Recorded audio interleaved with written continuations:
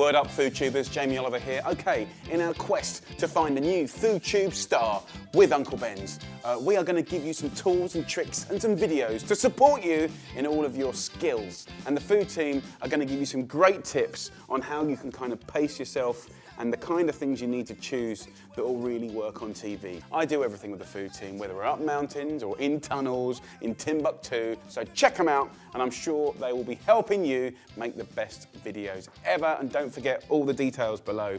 I want to see your video. Hi, I'm Charlie, I'm from Jamie's food team, and my first top tip is shopping for your fruit and your vegetables. So when you're in the supermarket, it's lots and lots of things going on and it's quite daunting, but it's always worth taking that extra time to find your lovely ingredients. For example, if you're using lemons and you're zesting, it's nice to get unwaxed lemons. You can get leafy lemons from your grocers that always add that extra bit of colour. And you've got lovely onions and herbs. And you have beautiful salad leaves. You'll find that it changes from season to season. So if you can't find the ingredient that you like at your local supermarket, then it's always worth befriending your local greengrocer and just to kind of keep up to date with what's in season. And when it comes to quantities, it's always better to buy slightly over what you actually need, depending on your budget. But at the end of the day, it's important that you have more than what you need in case something goes wrong, or you're doing a pack shot or a thumbnail shot at the end that you need to redo what you've done.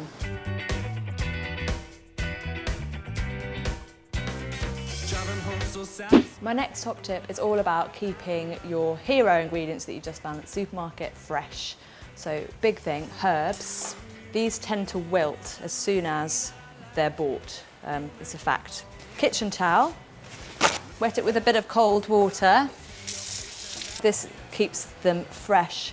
Literally just roll them up and you store them in the fridge. They will last a good day or so. This baby gem, for example, it's got kind of a rough bottom where it's just been cut off and then it's been sitting around for quite a while. So just trim. So, you automatically got really nice, fresh looking baby gem. Lettuce, herbs in pots. You know that they'll always stay fresh. Just bought, was £1.50 or whatever it is. And if you put it in a terracotta pot or in a jug or anything that comes to hand, it looks really, really nice. When I'm on a shoot with Jamie, this is what I like to think about. So first of all, I start with his empty space. He has obviously a board and a knife, salt and pepper, utensil jar, pots and pans if he needs. In terms of the food, if it's meat, for example, put it on a baking parchment or a plate rather than in its packet. It just looks a lot nicer. So when it comes to putting your hero ingredients in set, there are lots of different angles here, but always go with the prettiest, facing out towards the camera. We could go with that one, it's not so nice.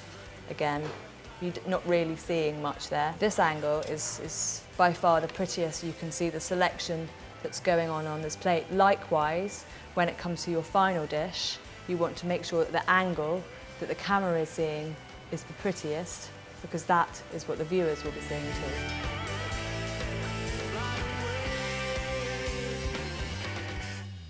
So my next top tip is all about colours, not just with your finished article on your plate, but with what you're presenting as well on set. For example, this lovely bowl, it's the prop, the colour itself is really, really nice and it kind of stings out at the camera. Lemons, chilies, limes, they all work really, really well together. They're all quite contrasting but complementary colours. The same as if you were plating up, cooking a curry or a stew. You can't really tell the difference. You can't see, your chunk of meat to your tomato. It all looks very, very similar. A dollop of yoghurt would work really, really well, and some lovely leaves if it was a curry, for example, coriander scattered over the top and maybe some chopped chilli. Try with and try without and you'll see the difference. We've had enough of the dogs mocking far across from us is another bag on the... So my last tip is all about height and texture and movement on a plate. For example, say these pears were our final dish.